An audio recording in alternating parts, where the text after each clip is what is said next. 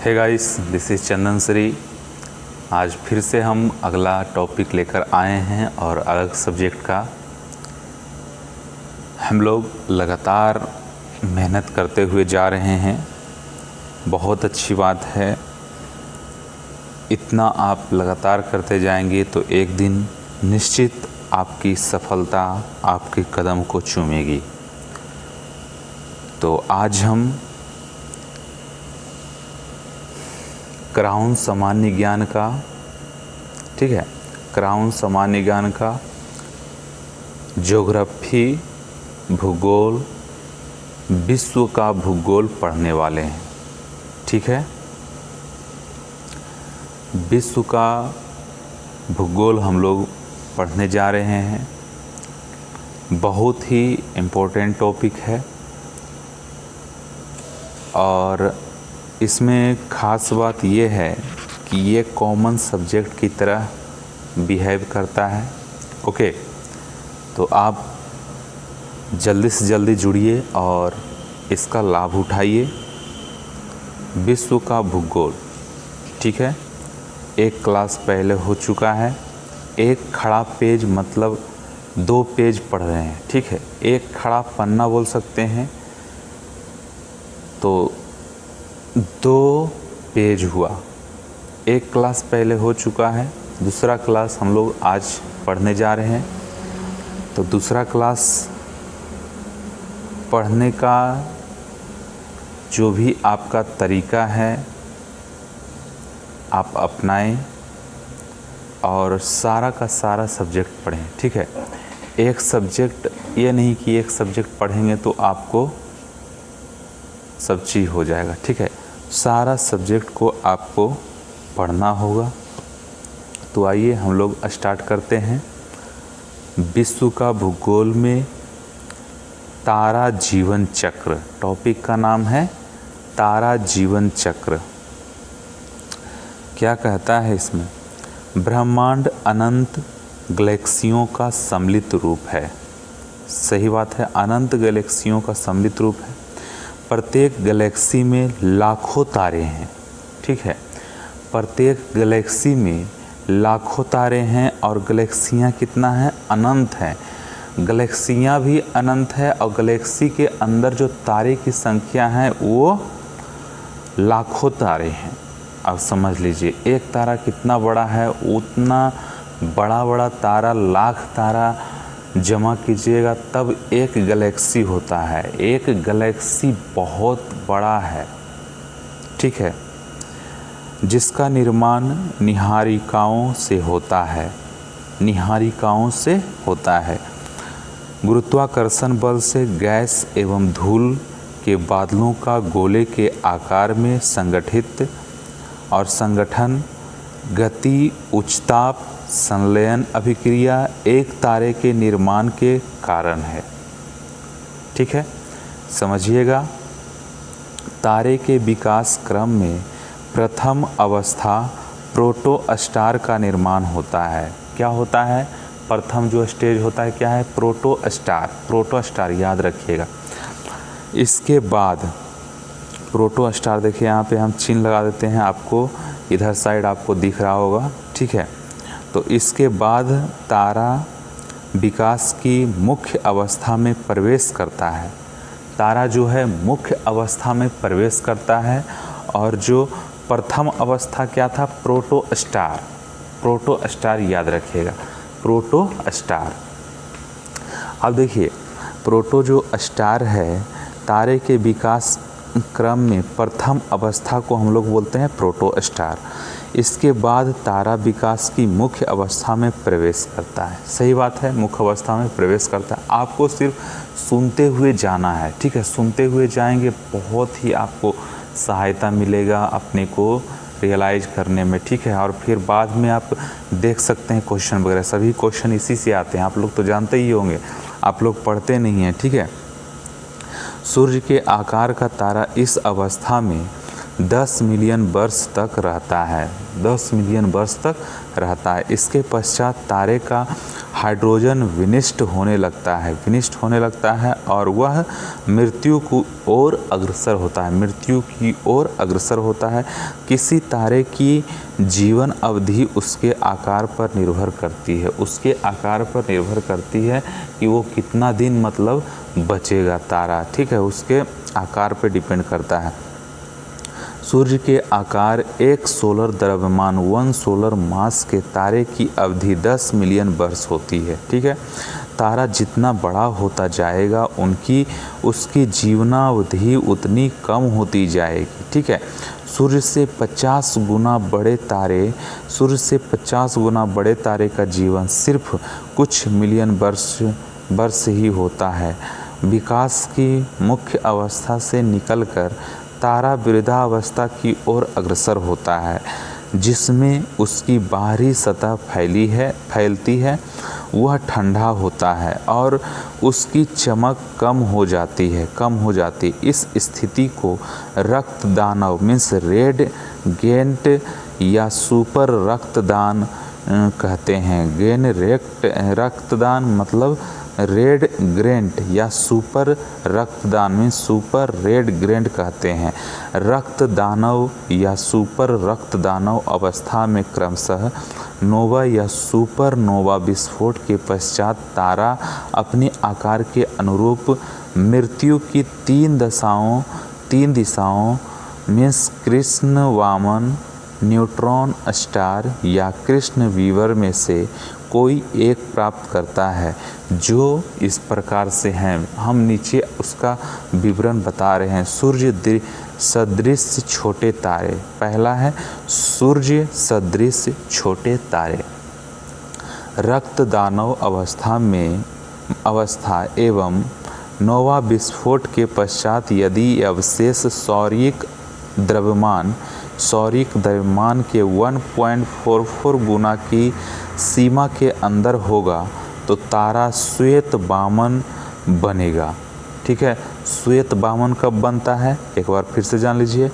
रक्तदानव अवस्था एवं नोवा विस्फोट के पश्चात यदि अवशेष सौरिक द्रव्यमान के 1.44 गुना की सीमा के अंदर होगा, 1.44 गुना के सीमा के अंदर होगा तो तारा श्वेत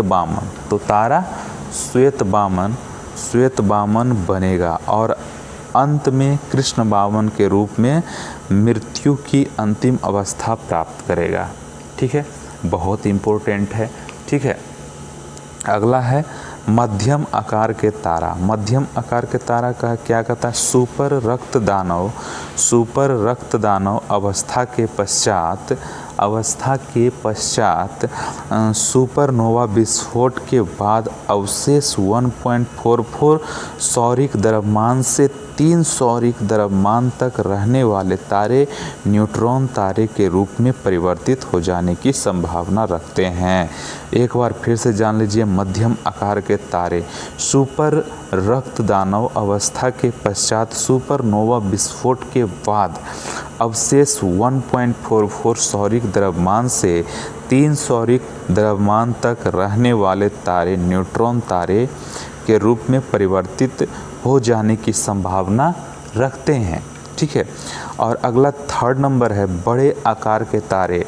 सूर्य सदृश छोटे तारे पहला था, दूसरा था मध्यम आकार के तारे और तीसरा है बड़े आकार के तारे। बड़े आकार के तारे में क्या पढ़ना चाह रहे हैं हम लोग, क्या है तो सुपरनोवा विस्फोट के पश्चात 3 सौरिक द्रव्यमान से अधिक अवशेष वाले तारे कृष्ण वीवर या ब्लैक होल में परिवर्तित होते हैं। कृष्ण वीवर या ब्लैक होल में परिवर्तित होते हैं, ठीक है।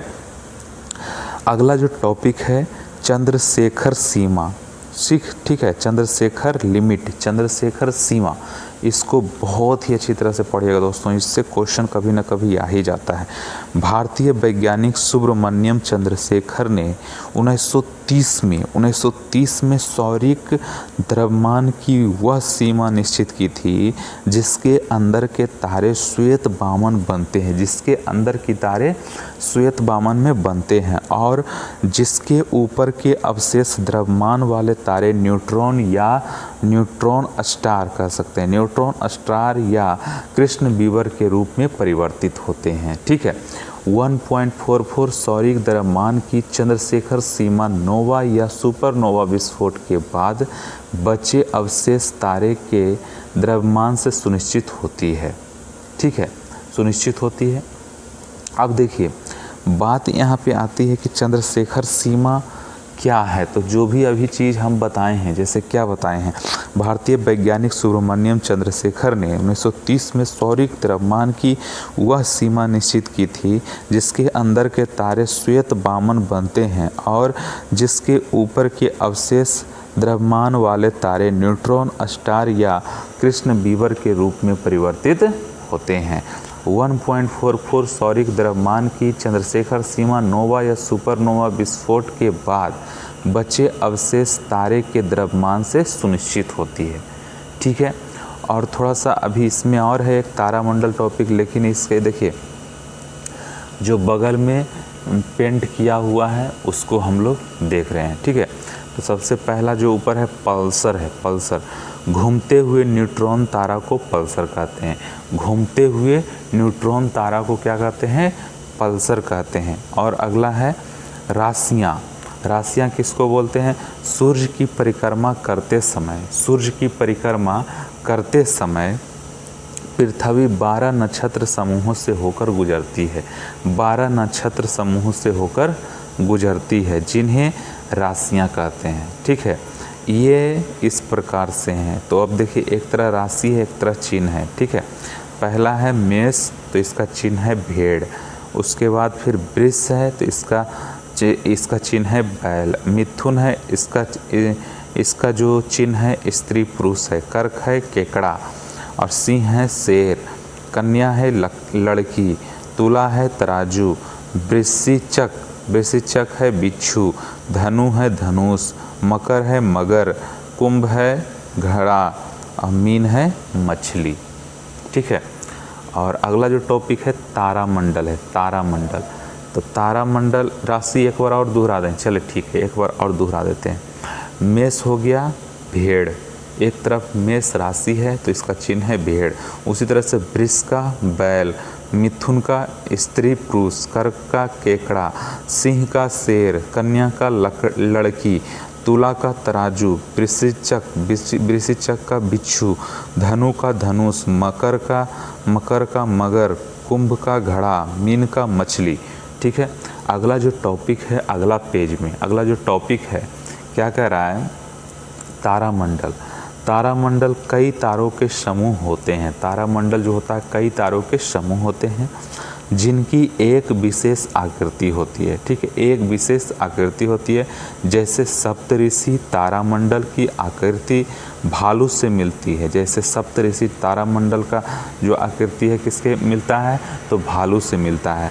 समयों पर दिखाई पड़ते हैं।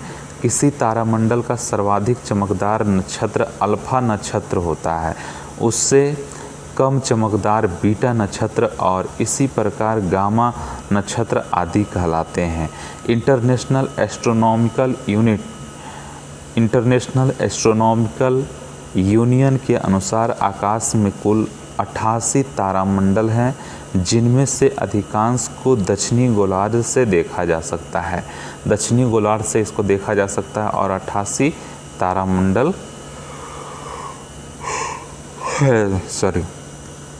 तारामंडल हम टॉपिक पढ़ रहे थे। तारामंडल में क्या कह रहा है कि तारामंडल कई तारों के समूह होते हैं जिनकी एक विशेष आकृति होती है। सही बात है। जैसे सप्तऋषि तारामंडल की आकृति भालू से मिलती है, भालू से मिलती है।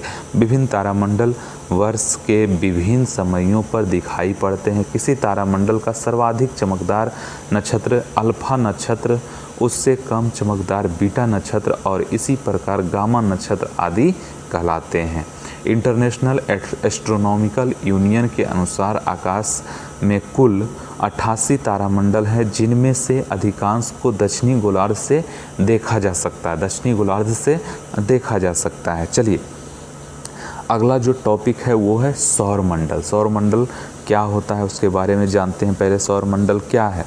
सौरमंडल में एक केंद्रीय सूर्य और अन्य ग्रह जो उसके चारों ओर परिक्रमा करते हैं को सम्मिलित किया जाता है। सही बात है। सूर्य का परिवार सौरमंडल कहलाता है। जो सूर्य का परिवार है उसको हम लोग क्या बोलते हैं, सौरमंडल। और सौरमंडल 8 ग्रह, उपग्रह, क्षुद्र ग्रह, धूमकेतु आदि से मिलकर बना है। सौरमंडल 8 ग्रह, उपग्रह, क्षुद्र ग्रह, धूमकेतु आदि से मिलकर बना है। सौरमंडल का लगभग 99.99% द्रव्यमान सूर्य में है सूर्य में है। सौरमंडल मंदाकिनी के केंद्र से लगभग 30,000 से लेकर 33,000 प्रकाश वर्ष की दूरी पर एक कोने में स्थित है। एक कोने में वो स्थित है। चलिए अगला है सूर्य के बारे में हम लोग जानते हैं। ठीक है, सूर्य बहुत ही इम्पोर्टेंट टॉपिक है सूर्य। तो देखिए आधुनिक अनुमान के आधार पर मंदाकिनी के केंद्र से सूर्य की दूरी 32,000 प्रकाश वर्ष है।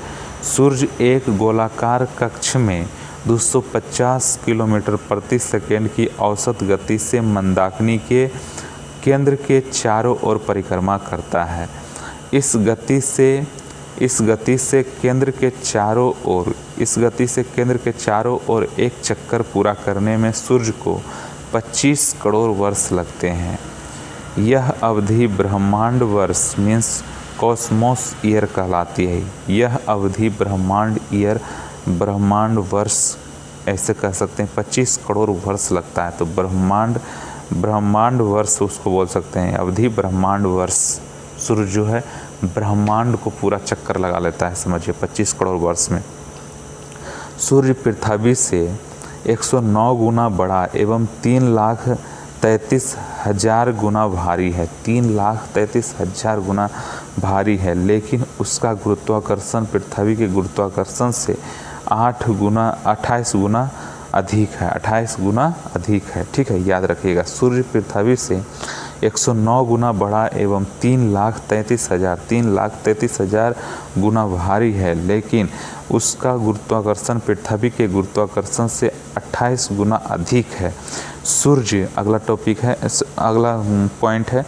सूर्य पृथ्वी से 15 करोड़ किलोमीटर पर है, जिसका प्रकाश पृथ्वी पर 8 मिनट 16.6 सेकेंड में पहुंचता है। सूर्य पृथ्वी से 15 करोड़ किलोमीटर दूर पे है, जिसका प्रकाश पृथ्वी पर 8 मिनट 16.6 सेकेंड में पहुंचता है। सूर्य की आयु 5 अरब वर्ष है। सूर्य की आयु जो है 5 अरब वर्ष है। इसका व्यास 33,91,016 किलोमीटर है। 13,91,016 किलोमीटर है। ठीक है। सूर्य के रासायनिक संगठन में 71% हिस्सा हाइड्रोजन, 26.5% हीलियम और 2.5% लिथियम व यूरेनियम जैसे भारी तत्व का है। नाभिकीय संलयन द्वारा हाइड्रोजन का हीलियम में रूपांतरण होना है और होता है।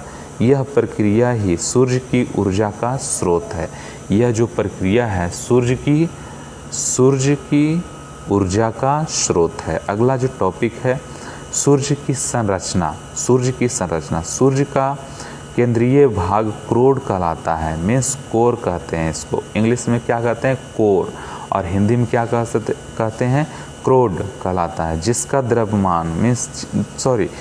तापमान 15 15 लाख डिग्री सेल्सियस होता है। 15 लाख डिग्री सेल्सियस होता है। बाहरी सतह प्रकाश मंडल है जो दीप्तमान सतह के ऊपर में जाना जाता है। इसका तापमान 6000 डिग्री सेल्सियस होता है। इसका जो तापमान है 6000 डिग्री सेल्सियस होता है। और अगला जो टॉपिक है सौर ज्वालाएँ, ठीक है। सौर ज्वालाएँ बाहरी सतह से उठने वाली लपटें और ज्वालाएँ कहलाती है जिनकी पहुँच 1 लाख किलोमीटर ऊंचाई तक होती है। जिसकी पहुँच 1 लाख किलोमीटर तक होती है, ऊंचाई तक होती है। वर्णमंडल ये प्रकाश मंडल के वे किनारे हैं जो कि वायुमंडल के प्रकाश का अवशोषण कर लेने के कारण प्रकाशमान नहीं होते हैं। इसका रंग लाल होता है। वर्णमंडल ये प्रकाश मंडल के वे किनारे हैं जो कि वायुमंडल के प्रकाश का अवशोषण कर लेने के कारण प्रकाशमान नहीं होते हैं। इसका रंग लाल होता है। वर्णमंडल का रंग जो होता है लाल होता है। क्रीट कोरोना यह एक्स किरण उत्सर्जित करने वाला बाहरी भाग है। एक्स किरण उत्सर्जित करने वाला ये बाहरी भाग है जो सिर्फ सूर्य ग्रहण के समय दिखाई देता है। जो क्या है? सूर्य ग्रहण के समय ही सिर्फ दिखाई देता है।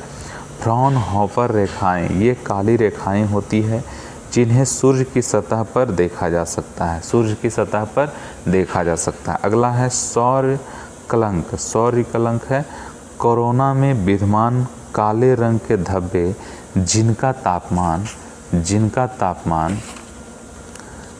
तापमान सूर्य की सतह के तापमान से कम होता है, सौर कलंक कहलाते हैं। इनमें विशाल मात्रा में चुंबकीय क्षेत्र विद्यमान रहता है। इस कलंकों से उत्पन्न ज्वालाओं के परिणाम स्वरूप पृथ्वी के चुंबकीय क्षेत्र में झंझावात उत्पन्न होता है जो उपग्रह आदि को प्रभावित करता है। सौर कलंक का एक चक्र लगभग 11 वर्षों का होता है। सौर कलंकों का एक चक्कर लगभग 11 वर्षों का होता है। 11 वर्षों का होता है। तो हम लोग विश्व का भूगोल में एक खड़ा पन्ना हम लोग पढ़ चुके हैं और इस वीडियो में इतना ही दोस्तों। अगले वीडियो में फिर से मिलते हैं, तब तक के लिए नमस्कार, जय हिंद दोस्तों। आप बने रहें और अच्छे से स्टडी करते रहें। ओके।